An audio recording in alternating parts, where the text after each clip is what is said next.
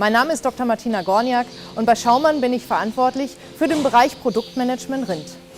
Die gute Kälberaufzucht bietet die absolute Grundlage hier auf Gut Hülsenberg für die spätere erfolgreiche Milchproduktion. Dafür ist es uns von Anfang an wichtig, die Kälber gut zu versorgen. Die Versorgung mit Kolostrum gleich in den ersten Lebensstunden spielt dabei eine entscheidende Rolle. Wir bieten hier auf Gut Hülsenberg Kolostrum den Kälbern bereits bei der ersten Mahlzeit ad libitum an. Die anschließende 3-wöchige ad libitum-Tränke machen wir hier auf Gut Hülsenberg mit dem Produkt Kalbimilch Top. Bereits hier an dieser frühen Stelle kommen die Ergebnisse der ISF-Schaumann-Forschung zum Tragen. Denn in der ISF werden unsere Produkte regelmäßig weiterentwickelt und dann hier bei uns auf Gut Hülsenberg entsprechend eingesetzt und damit in der Praxis getestet.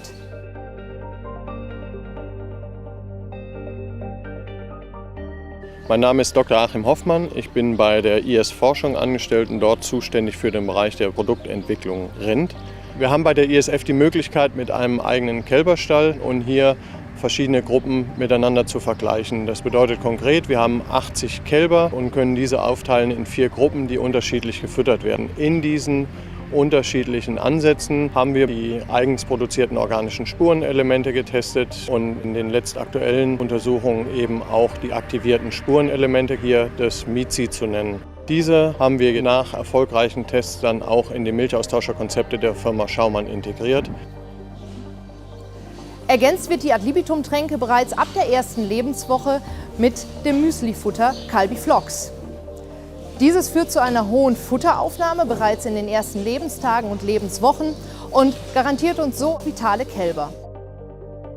Nach dem Ende der ad libitum-Tränke werden die Kälber hier bei uns auf Gut Hülsenberg umgestaltet in die Gruppenphase. In dieser Phase ist neben dem gezielten Abtränken mit Kalbimilch Top auch die Umstellung von Kalbiflox auf Kalbi-TMR-Alpha ein wichtiger Erfolgsfaktor. Mit Kalbi-TMR-Alpha fördern wir gezielt die Pansenentwicklung und ermöglichen so ein unkompliziertes und problemloses Abtränken der Kälber.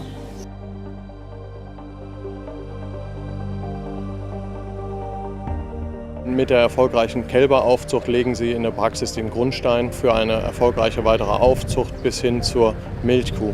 Nach einer erfolgreichen Kälberaufzucht folgt eine erfolgreiche Jungviehaufzucht. Hier auf Gut Hülsenberg ist es uns wichtig, die Jungrinder beim richtigen Gewicht zu belegen.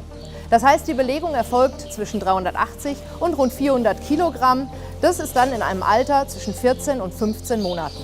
Daraus folgt dann ein Erstkalbealter von 23 bis 25 Monaten.